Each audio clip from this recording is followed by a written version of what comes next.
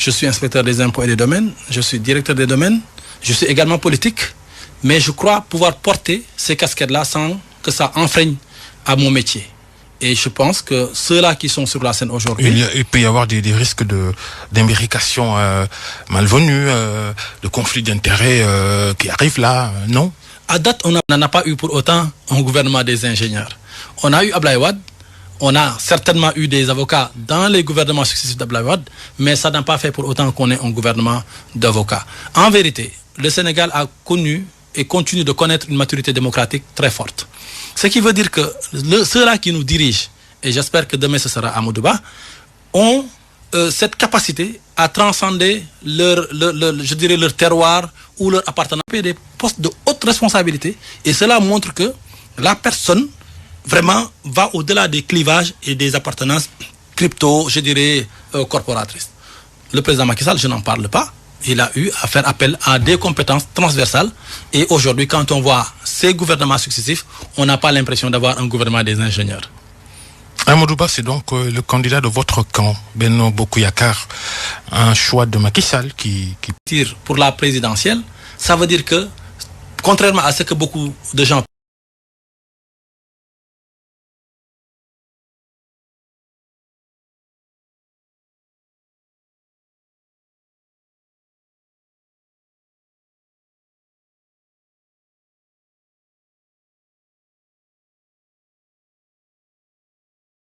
diverses, avec leurs trajectoires, leurs ambitions également, qui sont légitimes, ces ambitions-là.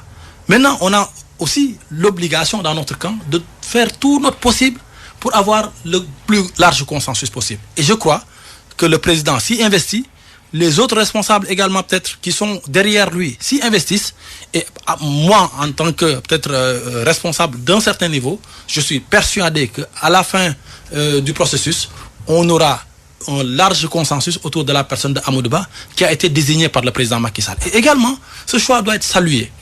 Le président l'avait dit, un choix de la raison et non pas un choix du cœur. Quand bien même, on peut voir que de ce choix, on a la raison et le cœur. Parce que quand même, la confiance du président Macky Sall en la personne d'Amadou Ba n'est pas à démontrer. Quelqu'un qu'il a eu à nommer aux différents postes qu'il a occupés au niveau stratégique où il a toujours été, quelqu'un à qui il a confié, après la démission de certains ministres du gouvernement, il a confié ses portefeuilles également à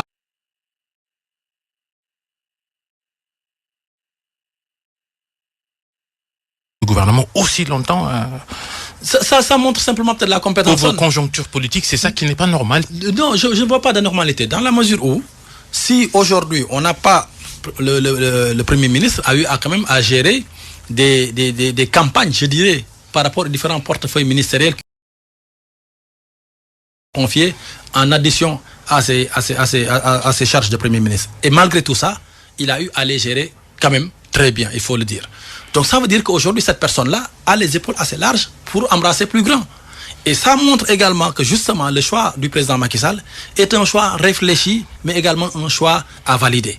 Parce que cette personne qui a eu à gérer le gouvernement, qui a eu à gérer par-devers cela les portefeuilles du ministère des Sports, qui n'est pas un petit ministère, du ministère de l'élevage également, qui est un très grand ministère compte tenu de notre environnement social et sociologique, je crois que cela montre que le président Macky Sall a fait le meilleur choix, en tout cas parmi nous, parmi toutes les compétences qu'on a et dont on se félicite, le choix du candidat Amadou Ba est, me semble-t-il, le meilleur choix du point de vue de son parcours, de ses compétences, mais également de ce qu'il montre comme aptitude à pouvoir gérer les choses publiques. On peut ajouter à ce débat le vide au ministère de l'Agriculture après la démission d'Aly Ngouille Ndiaye en pleine campagne agricole. Et Macky Sall, il ne fait rien, comme si les agriculteurs, ils ne comptent pas. C'est ça, non? Oh, loin de là. Vous savez, déjà, on a annoncé, il y a de cela quelques jours, un remaniement ou un réajustement ministériel. C'est selon. On va voir peut-être dans les heures qui suivent, peut-être qu'on aura des nouvelles de cela. Mais le fait est que il n'y a jamais de vide au niveau de l'administration. Parce que déjà, on a un Premier ministre qui occupe, en plus de peut-être la coordination de l'action gouvernementale, qui coordonne l'activité également des administrations dans ces ministères-là. Parce que le ministre, effectivement, c'est un poste très important pour l'animation, pour l'impulsion, pour la coordination. Mais en dehors du ministre, il y a une administration qui est bien assise. Et quelquefois même, le ministre vient et laisse toute l'administration qui... Oui, un ministère, il doit être dirigé par un ministre. Ça, c'est clair. Et ça, on n'en disconvient pas. Et je pense que, Inch'Allah, dans les prochaines heures, peut-être même minutes, on aura un nouveau ministre de l'Agriculture. Mais cela dit, ça n'a pas empêché que la campagne agricole puisse continuer avec toutes les toutes les responsabilités que cela requiert, aujourd'hui qui sont assumées. Comment on se débrouille? Peut-être que je ne suis pas au niveau du ministère de l'Agriculture, je ne suis pas au niveau de la primature pour le dire ou pour le savoir, mais toujours est-il que, de ce que j'en sais, sur le terrain en tout cas, il n'y a pas eu aujourd'hui une révolte des agriculteurs ou en tout cas des complaintes que l'on note pour dire qu'il y a un vide qui est noté à ce niveau-là. Aly Ngouille Ndiaye, Mohamed Dionne, Mame Boye Diao, pour ne citer que ces trois-là, des candidatures multiples dans le même camp ne sont-elles pas synonymes de possible défaite, ou du moins cela ne réduit-il pas vos chances de conserver le pouvoir? Vous savez, nous en politique, on nous apprend à ne jamais négliger nos adversaires. Et vraiment, moi, je ne suis pas là pour juger du poids des uns et des autres. Ce que je sais, c'est que c'est des personnalités avec des profils peut-être distincts qui sont de notre bord, jusqu'à date en tout cas. Parce que même s'ils ont déclaré leur candidature, ils pêchent dans nos eaux. Ce qui en soi peut-être est de la compétition, relève de la compétition politique. Mais comme je l'ai dit tantôt, aujourd'hui, nous continuons de faire en sorte qu'on garde le bloc le plus soudé possible et le plus large possible. Quand à la fin de la journée, on se rendra compte que quand même, malgré tous les efforts qu'on aura fait, on n'aura pas réussi à retenir un ou deux, on constatera et on verra à la fin ce que ça va donner. Mais ce que je sais, c'est que quand on va à la base, les responsables, les principaux responsables à la base, aujourd'hui suivent le choix du président Macky Sall. Quand on prend l'exemple de Aly Ngouille Ndiaye, celui-là simplement, et je peux en citer peut-être pour tous les autres également, les responsables au niveau du Jolof, je ne parle même pas de son Linguère natal, mais les responsables au niveau du Jolof ont presque tous à l'unanimité salué le choix du président et se sont alignés. Et cela montre que, mutatis mutandis, on ne perdrait pas réellement, grandement en tout cas, au change. Mais on souhaite, moi en tout cas je souhaite qu'Aly Ngouille reste avec nous. C'est quand même une identité remarquable qui a certes été révélée par Macky Sall, mais qui s'est révélée être un personnage assez intéressant sur la scène politique. Donc, je ne vais pas dire... Être révélé par Macky Sall ne signifie pas ne pas avoir le droit d'avoir des ambitions. Non, il en a le plein droit, et ça, je pense que je l'ai souligné. J'ai également souligné que quand même c'est une personnalité aujourd'hui qui compte. Mais, cela dit, le poids politique réel au Jolof, c'est plusieurs identités remarquables, dont Aly Ngouille. Mais il n'est pas le seul. Si on le perd, ce serait dommage, parce qu'on aurait souhaité le garder. Mais si on le perd également, objectivement, moi, en tout cas, ça ne me pousse pas à la crainte au niveau de la contrée qu'il réclame, mais qui est partagée par plusieurs autres responsables, et de premier rang. Que pensez-vous de la candidature de Mame Boye Diao, maire de Kolda? Il est votre prédécesseur d'ailleurs au poste de directeur des domaines. Ben, je salue Mame Boye au passage, comme vous l'avez dit, que j'ai remplacé à la direction des domaines, qui est également maire de Kolda. Ça, c'est un mérite et c'est une position politique assez intéressante. Cela dit, je reviens à la même analyse que j'avais faite pour Aly Ngouille. Mame Boye, son premier adjoint, il s'appelle Fabou Ligay. Je le salue également au passage. Quand Mame Boye a décidé de tracer sa propre voie, en tout cas jusque-là, j'espère qu'il va revenir à la sagesse, le premier responsable qui est derrière lui a manifesté son choix de rester dans le giron du pouvoir et dans le giron du choix qu'a fait Macky Sall. Et il n'est pas le seul. Plusieurs responsables d'ailleurs de premier rang se sont manifestés pour dire qu'ils ne suivent pas Mame Boye dans son aventure esselée. Cela dit également, il reste quand même une identité dont on a besoin dans nos rangs. Donc aujourd'hui, on va se donner les moyens de le ramener à la raison et de faire en sorte qu'il puisse battre campagne pour le candidat choisi par le président Macky Sall. Mais Mame Boye, je crois qu'il a peut-être ses chances, peut-être, mais il les a davantage quand il sera avec nous. Et nous allons faire en sorte qu'il soit avec nous. Parce qu'effectivement, je l'ai dit, on ne va pas considérer comme quantité négligeable quelqu'un qui a quand même eu à battre campagne et à devenir maire dans une localité aussi importante que Kolda. Mais, je l'espère, il reviendra dans le giron familial primaire. Comment jugez-vous le travail de Mamboy Diao que vous avez remplacé? Comment jugez-vous son travail à la direction des domaines? Mamboy a été un directeur qui a eu à diriger la direction des domaines pendant quand même 4 années. Ce n'est pas rien. Et il a eu à effectuer un travail. Aujourd'hui, sa mission est terminée à la direction des domaines. Je ne pense pas être celui qui doit juger. Parce que juger, c'est un terme très fort. Apprécier, peut-être bien. Encore faudrait-il que peut-être le cadre soit le meilleur.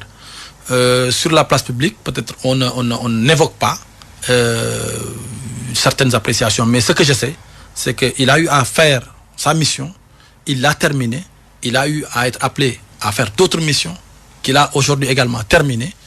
Nous lui souhaitons le meilleur du monde, parce qu'au-delà même des rapports professionnels, on a des rapports personnels quand même corrects, très corrects même. Et donc, je ne le souhaite que du bien. Aujourd'hui, il est dans un camp que je ne partage pas, et je souhaite que réellement il revienne parmi nous. Donc, c'est tout le bien que je peux souhaiter. On va rester sur cette question de la gestion des affaires publiques. Il a été directeur des domaines. Il s'est dit beaucoup de choses, ça et là. Les Sénégalais ont le droit de savoir. Est-ce que tout s'est fait dans les règles de l'art? Vous savez, quand on fait du management public, on se rend compte que les choses ne sont pas noires ou blanches. Il y a plusieurs nuances de gris, comme on dit. Et forcément, moi qui suis aujourd'hui à la place qu'il occupait, demain, j'aurais peut-être fait des choses pas forcément à l'endroit. Dans la mesure où peut-être j'aurais fait des choses que j'aurais pu mieux faire. Ou j'aurais pas fait des choses que j'aurais dû faire. Donc forcément, quand on épluche la gestion d'un dirigeant, de quelque bord qu'il soit, on va voir peut-être le verre à moitié vide ou à moitié plein. Mais encore une fois, le cadre, pour apprécier réellement du travail de Mamboy n'est pas la place publique. Et aussi, moi, je ne suis pas peut-être dans la posture de quelqu'un qui va fouiner dans les affaires des autres. Mamboy, il a eu à faire sa mission, il l'a fait. Et je crois qu'il a eu à avoir des réussites là-bas. Il y a des choses à continuer, à améliorer. Et je pense que c'est ça, le continuum. Y a-t-il eu également des erreurs, de l'action, des échecs? Non, moi, je ne suis pas habilité à parler d'échecs de mon prédécesseur. Il a, comme je l'ai dit, c'était une mission qui lui était confiée. Il l'a menée pendant 4 ans. Forcément, il a eu à faire des choses qui sont bonnes, d'autres qui auraient pu être améliorées, et on s'évertue à continuer la mission, qui est une mission publique. Dans l'opinion, on entend souvent, ils se sont partagés les terres, pointant les tenants du pouvoir. Que répondez-vous? Déjà, le Sénégal n'est pas très très grand comme pays. On fait 194 000 km², je crois. Et ça, dont beaucoup de terres arables, avec également une partie que nous occupons comme habitation. Avec beaucoup de travail à faire à ce niveau-là. Parce que beaucoup de gens également sont aujourd'hui dans des habitations avec des titres soit précaires ou parfois même des titres inexistants. Donc sans droit ni titre. Donc il y a un réel travail à faire à ce niveau-là pour justement mettre à niveau, je dirais, les droits de possession ou de jouissance dont se prévalent les gens pour occuper l'espace qu'ils occupent. Alors, quand il y a des lotissements, c'est comme ça qu'on les appelle dans le jargon technique, ça veut dire qu'il y a des aménagements qui sont faits quelque part pour pouvoir donner des parcelles de terrain à des citoyens sénégalais et à des entreprises sénégalaises, ou en tout cas qui se meuvent au Sénégal. Il y a des critères qui sont définis très souvent. Mais le plus important, c'est qu'il y a une volonté d'embrasser très large et de prendre en compte toutes les sensibilités. Je sais que peut-être c'est une question qui vous taraude l'esprit, parce que vous êtes de la banlieue comme moi. Aujourd'hui, il y a beaucoup de bruit autour de la bande des Filao, sur la bande de Malika, etc. C'est tellement chaud que c'est surnommé la bande d'Aouzou. Non, c'est pas la bande d'Aouzou. J'ai l'habitude de le dire. Quand on prend l'exemple de Guédiawaye, moi, je peux réclamer être en partie de Guédiawaye parce que j'ai fait une bonne partie de mes études à Guédiawaye.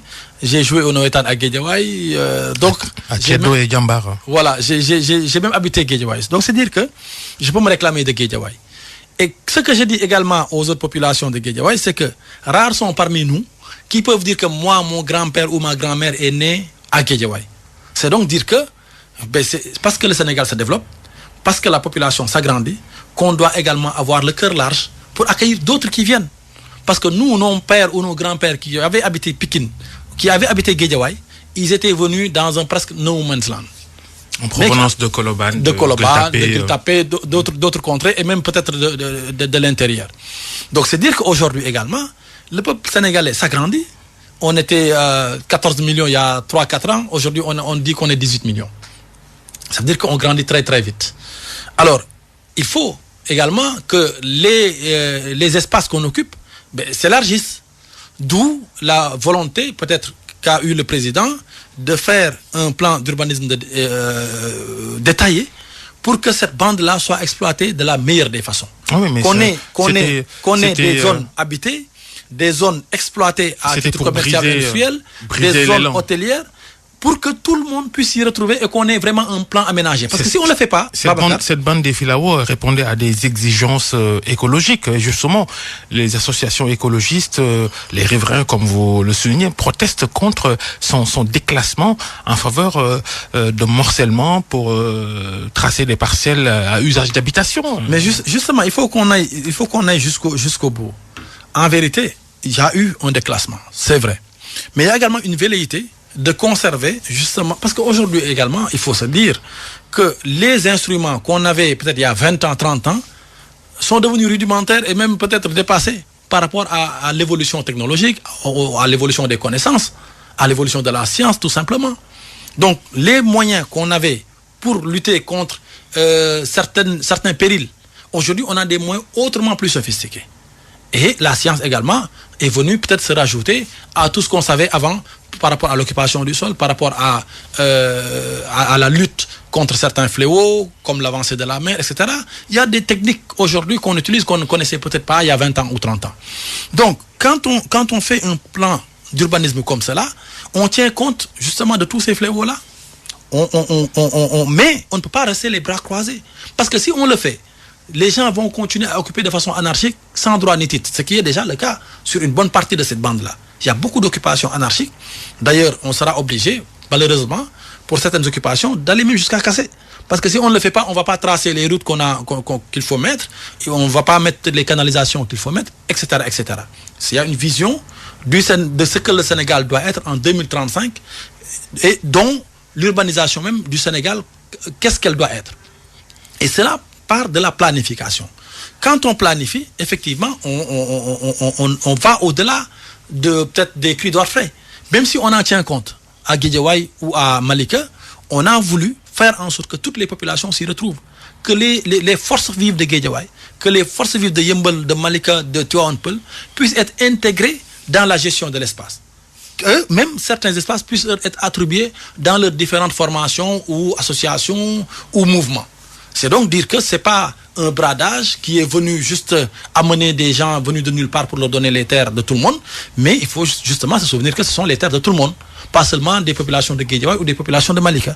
C'est les terres de Babacar qui est de Pékin, de Monsieur X qui est de Foundiougne ou de Ziguinchor. Ils sont des Sénégalais. Ces terres-là sont du ressort de la nation et nous y avons tous droit, tout comme ceux-là qui sont à Guédiawaye ou à Yembel. Combien de surfaces habitables reste-t-il encore à Dakar? En reste-t-il d'ailleurs? Il n'en reste pas beaucoup. Pour être honnête, il n'en reste pas beaucoup. Chiffré, ça va être peut-être assez hasardeux de ma part pour le faire. Mais là, quand j'aurais été peut-être un inspecteur du cadastre, je l'aurais peut-être fait volontiers, ou un géomaticien, peut-être que j'aurais été plus habilité à le faire. Mais ce que je sais, c'est qu'aujourd'hui, quand on regarde, déjà, Dakar, c'est une presqu'île. On a quand même fait plusieurs lotissements de grande envergure de par le passé, notamment jusqu'aux années 2019, 2017, 2019. On a fait une bonne partie de l'aéroport. On a intégré ça dans le paysage urbain. Ça veut donc dire que pratiquement on a exploré toutes les niches. Il restait sur peut-être ce que je pourrais appeler en comparaison le Grand Dakar. Quand on ne va pas peut-être au-delà d'une certaine partie de Rufisque. Aujourd'hui, il restait peut-être cette bande-là. Il y a ce programme d'urbanisation qui est lancé par le président via les 2 décrets qu'il a pris.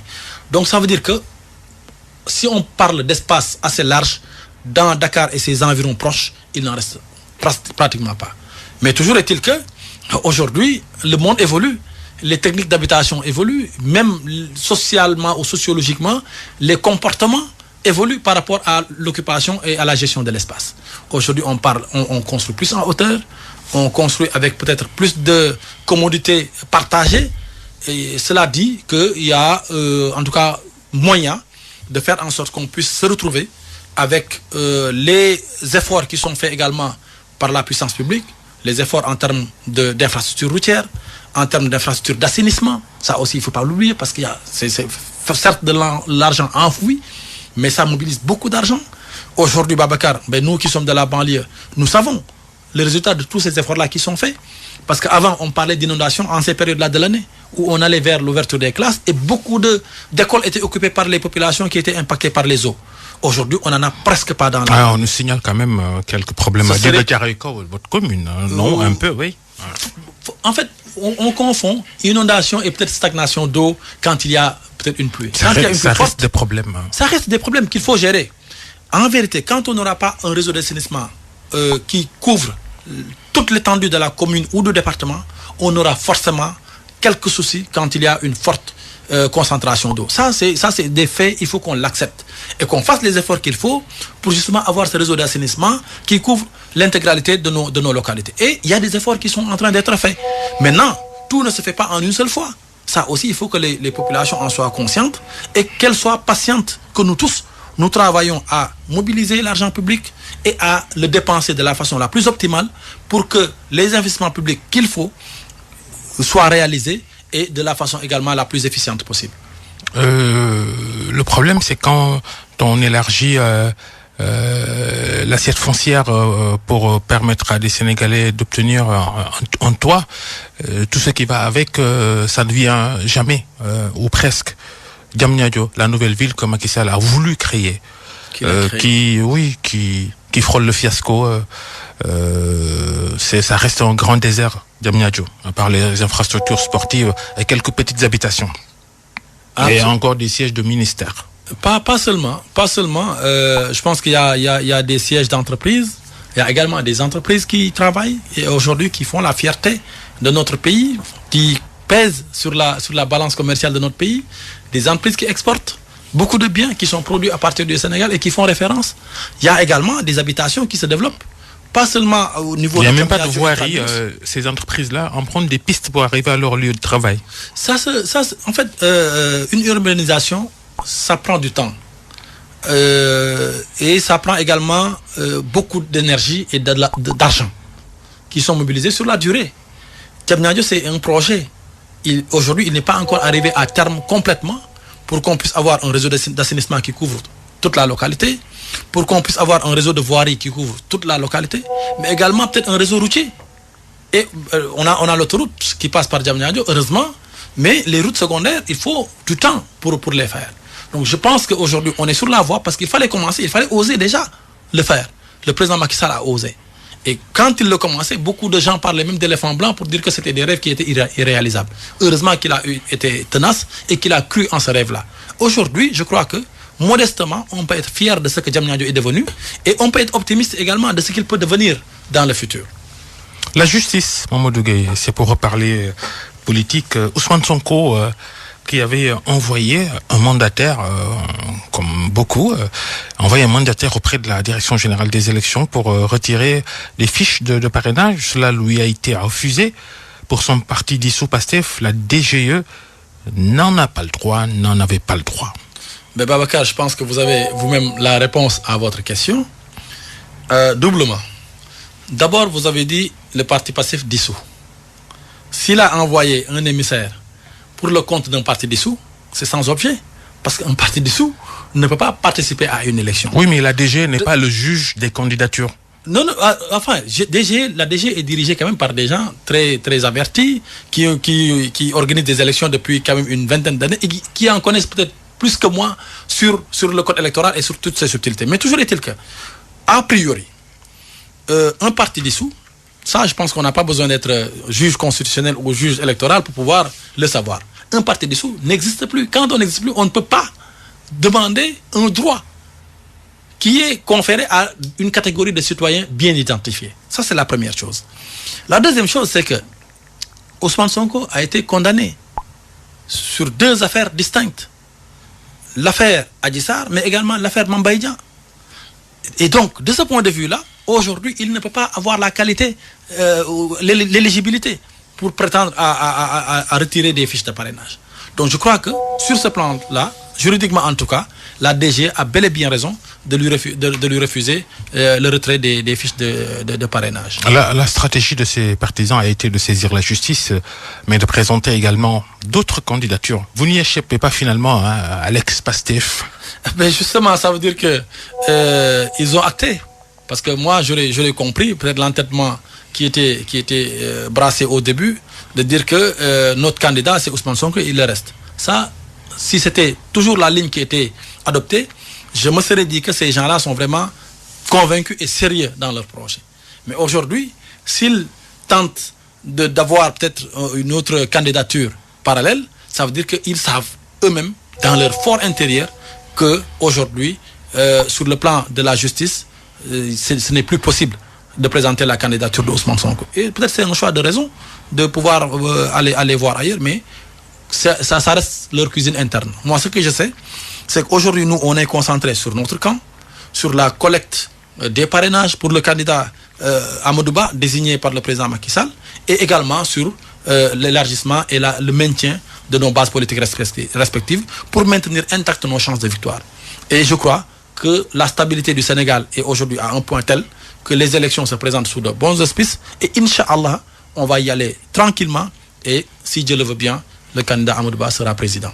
Vos relations avec Ousmane Sonko, votre ancien collègue aux impôts, certains, même dans vos rangs, pointent une proximité entre vous et Ousmane Sonko. Proximité, on a eu à avoir une proximité parce qu'on a créé le PASTEF ensemble. On a eu à travailler sur des dossiers comme ça aussi pendant un certain temps. Donc forcément, ça crée des liens. Et ces liens également ont été créés bien avant même la création du PASTEF. Et ils ne se sont pas distendus quand on a été du même corps. Donc effectivement, on a des liens qui se sont créés au fil du temps et peut-être des conjectures. Ces liens se sont distendus depuis quand même assez longtemps. Quand moi-même j'ai pris l'option de choisir une autre voie sur le plan politique, mais surtout quand PASTEF est devenu peut-être un parti, je dirais, qui réclamait même sa radicalité. D'un point de vue personnel, peut-être, moi, je ne suis pas radical, pour ne pas dire extrémiste, c'est un autre terme peut-être qui peut être utilisé à la place. D'un point de vue peut-être même politique, n'étant pas du même bord, forcément, on n'a plus les mêmes fréquentations, on n'a plus les mêmes relations. Ça s'est distendu. On n'a pas de problème particulier personnel, mais on n'est pas du même bord et chacun assume sa position. Il est dans sa voie, que je respecte. Je suis dans ma voie, je crois qu'il respecte et chacun trace sa route. Macky Sall et les politiques en faveur de la jeunesse, insuffisance, pour ne pas dire échec. Les billets de jeunes Sénégalais qui ont tenté l'immigration clandestine, surtout ces dernières semaines, ces derniers mois. Alors la belle illustration. Alors, vous savez, Babacar, les politiques de jeunesse, ce sont des politiques très complexes. Et peut-être ce n'est pas à l'aune d'une émission qu'on pourra les apprécier de fond en comble et en faire le bilan sur une longue durée. Parce qu'en vérité, quand on veut évaluer la politique de jeunesse du président Macky Sall, on peut partir de 2012, quand il a pris les rênes du pays, et avec toutes les politiques qu'il a mises en place depuis 2012 et les résultats qu'on a pu obtenir. Quand on prend des instruments comme l'ADER, comme l'ANPEJ, comme la DPME, et j'en passe, le fonds STAP, etc. On en a pléthore. Sur le plan de la formation, 3FPT, il y en a plein. Vraiment, peut-être que là, je pourrais les citer en vrac, comme ça, pour dire qu'il y a beaucoup d'instruments qui sont mis en place et qui sont destinés exclusivement aux jeunes et quelquefois particulièrement aux femmes. Tous ces instruments réunis ont donné des résultats très satisfaisants. Néanmoins, il faut le dire, on a quand même un taux de chômage assez élevé, surtout au niveau de la jeunesse, parce qu'on a 100 000 jeunes qui intègrent le marché de l'emploi tous les ans. Il faut quand même les contenir. 200 000 même. Hein. 200 000 maintenant. Alors, il faut quand même les contenir et leur offrir du rêve. Aujourd'hui, quand ils vont, peut-être au péril de leur vie, chercher quelque chose en Espagne, aujourd'hui, en Espagne ou ailleurs, en Europe, ou ailleurs dans les Amériques, des instruments, en tout cas, sont là pour leur offrir au moins un cadre qui leur permettrait de pouvoir s'épanouir. Maintenant, les raisons personnelles ou sociologiques, elles sont différentes de la raison, je dirais, cartésienne.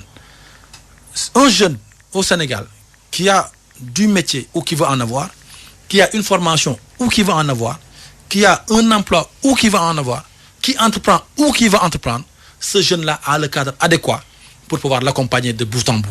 Maintenant, il y a aussi d'autres éléments qu'il faut apprécier.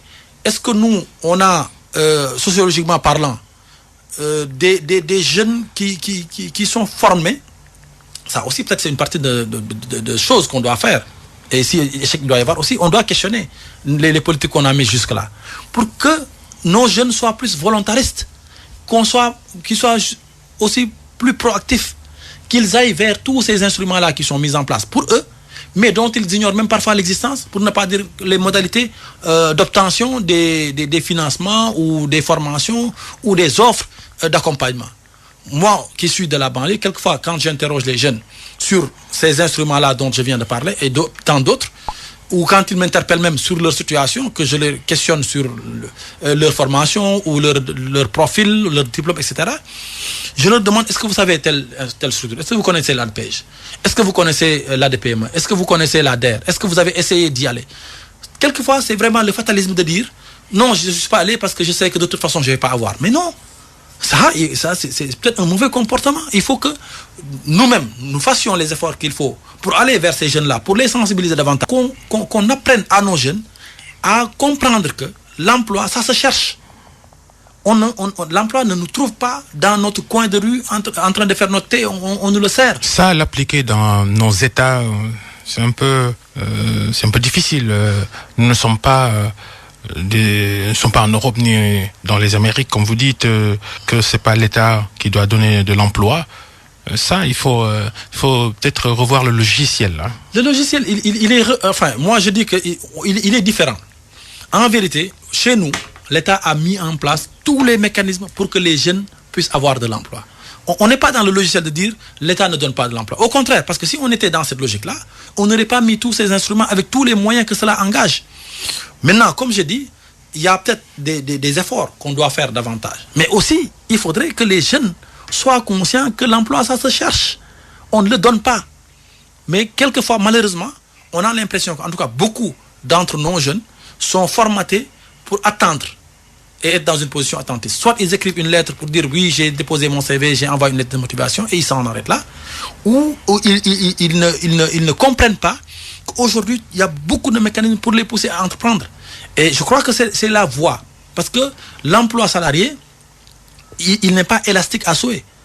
On a mis en place des mécanismes, on a mis en place des parcs industriels. Le président Macky Sall a mis ça, il a mis en place des agropoles, mais tout ça demande que les gens même soient formés et aillent vers ces structures-là pour pouvoir trouver leur place au soleil. Mais malheureusement, quelquefois, on est dans une position très attentiste, mais on doit tous ensemble travailler dans la sensibilisation et pousser également les jeunes à être plus volontaristes. On est curieux de savoir ce que Macky Sall il a fait pour votre département Pikine. Mamadou Gueye, vous êtes le maire de la commune de Thiaroye Kao. Le blocage du fonctionnement des collectivités territoriales en raison des multiples grèves des salariés, des mairies et des conseils départementaux qui exigent l'application des augmentations sur leur salaire, pourtant déjà décidées par le président de la République. C'est si difficile que ça?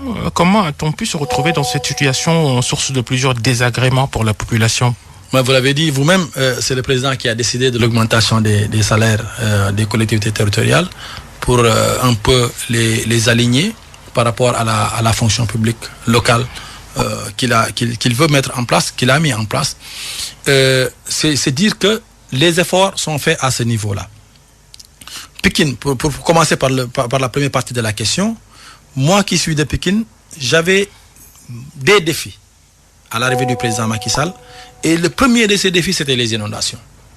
Aujourd'hui, très honnêtement, il y a encore des efforts à faire, je viens de le dire, mais il y a beaucoup d'efforts qui ont été consentis et qui donnent des résultats probants.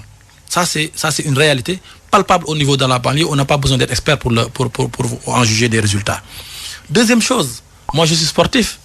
Le président Macky Sall nous a fait un joyau à Alassane Djigo. Ça ne l'était pas avant lui. Il a mis beaucoup de moyens pour qu'Alassane Djigo soit ce qu'il est aujourd'hui et qui accueille pratiquement une bonne partie de la jeunesse pékinoise de tous les 15 jours. Il y a aussi toutes les autres réalisations, le TER, qui n'est pas seulement peut-être destiné à la banlieue, mais qui est une très belle réalisation et une grande réussite de la présidence de Macky Sall. Les filets sociaux, figurez-vous que au niveau de la banlieue, tous ceux-là qui sont aujourd'hui bénéficiaires de bourses de sécurité sociale, de cartes d'égalité des chances, de cartes d'accès à la santé via la couverture maladie universelle, ils sont légion. Sans compter maintenant les réalisations en termes de routes secondaires, en termes de pavage, parce que ça aussi ce sont des démembrements de l'État qui les font le plus souvent possible. Et je peux en passer tout en oubliant les augmentations de salaire qui sont généralisées, qui ne sont pas seulement propres aux populations de la banlieue, qui sont aussi des salariés, beaucoup d'entre eux. Et peut-être tout cela qui bénéficie à la nation toute entière. Je crois qu'aujourd'hui, en tant que fils de la banlieue, je peux être très fier du bilan du président Macky Sall pour tout ce qu'il a fait pendant toute cette période-là. Maintenant, comme je l'ai dit, une gouvernance, ça se poursuit, c'est une suite. Ça ne se traduit pas sur le plan électoral en tout cas, si tant est que Macky Sall il a fait tout ça pour ce département-là. En 2019, c'est le dernier baromètre pour le président Macky Sall, il a gagné partout dans la banlieue. Il n'a pas eu une majorité absolue dans la banlieue, mais il a eu une majorité relative très très forte. On était dans les 48%, 49% dans certaines localités. C'est donc dire que, contrairement à ce que les gens disent, mais Macky Sall a quand même un bilan très apprécié au niveau de la banlieue. Et ça traduit justement l'appréciation et la perception que les gens ont du travail effectué par Macky Sall. Et justement, Babacar, je voudrais revenir sur ça, parce que c'est important. Quand aujourd'hui des personnes refusent de saluer la décision sage du président Macky Sall de renoncer à la troisième candidature à laquelle il avait droit, beaucoup d'entre eux disent non, c'est parce qu'il s'est rendu compte qu'il n'avait pas de chance, etc. Je voudrais juste rappeler le contexte de 2019 quand j'entends ça. Pour dire que en 2019, c'est assez récent pour ne pas être oublié, 2018-2019, quand vous parlez aux gens qui semble-t-il, traduisent l'opinion publique, on avait l'impression que Macky Sall n'était aimé de personne. C'est l'impression, en tout cas, qui se dégageait de ce qu'on lisait dans les réseaux sociaux, de ce qu'on entendait dans beaucoup de radios, etc. Et à résultat des courses, il gagne avec 58% des voix. C'est donc dire que ceux-là qui aujourd'hui se présentent comme des oiseaux de mauvais augure devraient revoir leur copie et interroger l'histoire récente du Sénégal pour dire que ce qui se traduit comme soi-disant la perception ou l'opinion publique est parfois très décalée par rapport à la réalité sur le terrain. Comment régler la crise dans la fonction publique locale, les salariés qui attendent les augmentations? Alors, le président Macky Sall a fait beaucoup pour les collectivités territoriales. Aujourd'hui, il a mis une réforme au niveau de la patente pour justement augmenter les possibilités des collectivités territoriales. Il y avait certaines collectivités territoriales qui n'avaient pas même la possibilité de payer un salarié pendant toute l'année. Aujourd'hui, la plus petite collectivité territoriale du Sénégal, aussi reculée soit-elle, dispose d'une manne d'au moins 12 millions par an pour peut-être régler les questions triviales, y compris la question des salaires. Cependant, quand on a une pléthore de salariés, parfois recrutés avec des profils qui ne s'y est pas forcément, Le personnel politique. La caricature, c'est personnel politique. C'est un qualificatif qu'on peut utiliser ou que je préfère éviter, mais toujours est-il que je crois qu'il faut plus de comment les budgets des collectivités territoriales vont plus dans le fonctionnement que dans le développement. C'est quand même. C'est des questions qu'il faut adresser et qu'il faut adresser avec beaucoup de courage. Je crois qu'aujourd'hui, nous qui sommes des dirigeants des collectivités territoriales, nous devons nous questionner nous-mêmes sur où est-ce qu'on veut aller et comment doit-on s'y rendre. Si on fait le choix de faire de la politique à longueur d'année, à longueur peut-être de mandat, on sera toujours peut-être dans le recrutement politique. Mais je crois qu'aujourd'hui, nous-mêmes, nous devons avoir le courage d'éplucher un peu notre personnel pour utiliser presque exclusivement le personnel technique. Et maintenant, oui, la mairie, c'est un instrument politique. Il y a forcément de la politique là-dedans. On ne peut pas dire que la mairie sera complètement aseptisée de politique, mais que vraiment la politique soit reléguée au second rang. Les sports, et d'ailleurs vous l'avez effleuré un peu tout à l'heure, le foot, vous venez de rempiler pour 4 ans à la présidence de l'AS Pikine, club de ligue en sénégalaise. Et les ambitions de Pikine pour la saison prochaine, jouez-vous le titre? Pikine n'a pas le droit de ne pas avoir de grandes ambitions. C'est ça la vérité. Moi, quand je suis venu à la tête de l'AS Pikine, lors de mon premier mandat, j'ai dit qu'il faudrait qu'on soit dans la perspective et dans la prospective. Qu'on planifie ce que l'on veut et comment on veut le faire. Il nous faut nous rendre compte que le monde du football d'aujourd'hui, c'est un monde qui a beaucoup évolué. On ne peut plus se permettre de jouer tout le temps en ayant le nez sur le guidon et en ne nous projetant pas sur les 4, 5 ou même 10 années à venir. Il nous faut alors, si on veut être compétitif sur la durée, avoir une académie compétitive, investir sur la formation et la petite catégorie, et c'est ce que nous avons commencé à faire. Cela demande de la patience pour qu'on voit les résultats, mais également, parallèlement, on va se donner les moyens d'avoir une équipe compétitive. Inch'Allah, on va jouer le titre. Le foot toujours. Vraiment, cette émission, elle est terminée. En milieu de semaine, la CAF a désigné les pays organisateurs des CAN 2025 et 2027. Le Maroc en 2025, le Sénégal avait candidaté pour 2027, mais la Confédération africaine de football a préféré le ticket Kenya, Tanzanie, Ouganda. Le dossier du Sénégal était-il vraiment sérieux? Le dossier du Sénégal ne peut pas ne pas être sérieux. Seulement, il faut se rendre compte qu'on a en face un ticket, vous l'avez rappelé, composé de 3 pays également sérieux. Je crois que cumulés, leurs chances peuvent être supérieures aux nôtres. Mais aujourd'hui, le fait est là. Le Sénégal a trôné sur la tête de l'Afrique pendant de très longues années comme étant la première nation de football africaine. Cela a son corollaire, c'est un travail qui est fait derrière. Maintenant, ça doit aussi nous pousser à continuer à persévérer et à nous projeter sur peut-être 2029 et à nous dire que c'est possible. Aujourd'hui, si notre candidature a été sérieuse et appréciée au niveau de la CAF, ça veut dire qu'aujourd'hui, il y a quelque chose qui est fait. Il y a encore de la marge, il faudrait qu'on progresse davantage pour nous donner le maximum de chances dans les années à venir. Merci Mamadou Gueye d'être venu devant le grand jury de RFM. Vous êtes le directeur des domaines à la direction générale des impôts et des domaines, maire de Djiddah Thiaroye Kao, maire APR ou Benno, si vous voulez, membre du secrétaire exécutif national de l'Alliance pour la République, le parti présidentiel, président de l'AS Pikine, club de foot de la banlieue de Dakar. Merci à tous de nous avoir suivis, à Abdou à la régie. Bonne fin de week-end à tous. Merci Babacar, merci à tous les auditeurs et auditrices et bon dimanche.